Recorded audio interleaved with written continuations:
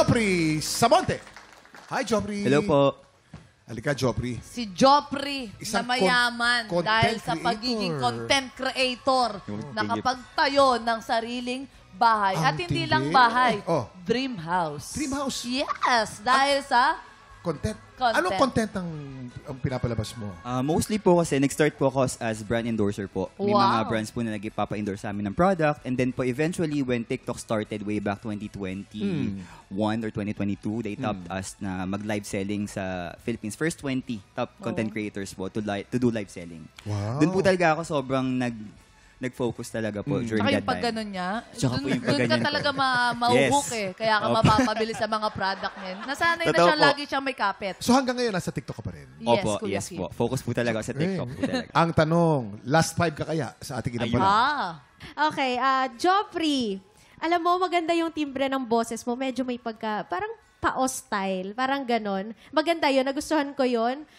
Ako nakikita ko talaga sa'yo, parang pwede kang yung nagsiserenade sa mga beauty pageant. Kasi napapatingin ako sa monitors, ang ganda ng rehistro mo sa TV. So, ang ganda ng ngiti mo, ang ganda ng mukha mo. Pero more than that, yung boses mo talaga ang tumatak sa akin. Maganda yung quality. Though meron lang talagang kailangan mga ingatan na parts na hindi ko sure kung dahil basa ka ba mo or dahil nakikita ko sa mata mo yun na medyo all over the place yung tingin mo. So sana sa mga next performances mo, mas iparating mo sa amin yung mensahe ng kanta mo dahil napakaganda ng message nitong napili mong kanta. So yun lang, Joffrey. Congratulations. Thank you po. Ayun na nga, Joffrey. Gusto kong malaman kung kumakanta ka rin ba sa TikTok habang nagsisell ka. Opo, nag-start po ako. Ganun po ginagawa ko. Nag-start po muna ako as kanta-kanta. Ayun, Tapos talaga habang pala- dumadaan sila, bumibili. Eh kaya pala dadami ang bibili sa'yo kasi ang ganda-ganda ng iyong pang-serenade na voice. Tama yung sinasabi ni Hana. I like the breathy voice, yung parang airy, ang gandang quality no. Bihira yun, yung parang mapaos-paos. But you have to be careful. Kapag ka, yung kanta na pupunta na sa gitna hanggang dulo, you have to prepare for it. Physically, kailangan mo mag-intake ng air para, nararamdaman mo yan, di ba? Para pag kailangan mo na ng bigger notes, mas may baong hangin, mas maibubuga mo. Oo, kasi it's nice to start breathy, pero you can't be breathy all the way till the end, di ba? So it has to have an arc. So yun lang ang improve mo kasi ang sarap mong panoorin sa screen. Mas maganda yun, masarap panoorin sa screen, masarap pakinggan, at may bahay pa. O, di ba? Maraming salamat sa ating inampalan. Jason, anong meron dyan? Yes, thank you, Kuya Kim.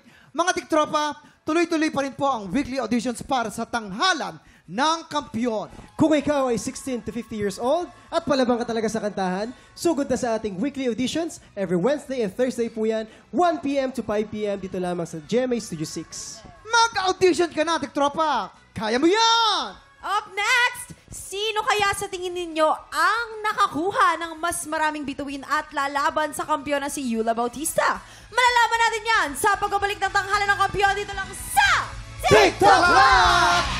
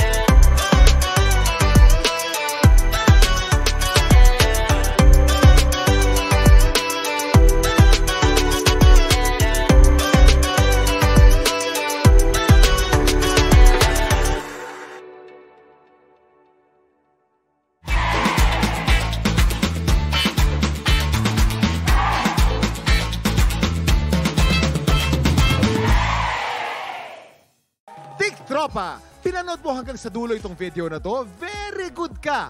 For more happy time, watch more TikTok Lock videos on our official social media pages and subscribe to GMA Network official YouTube channel.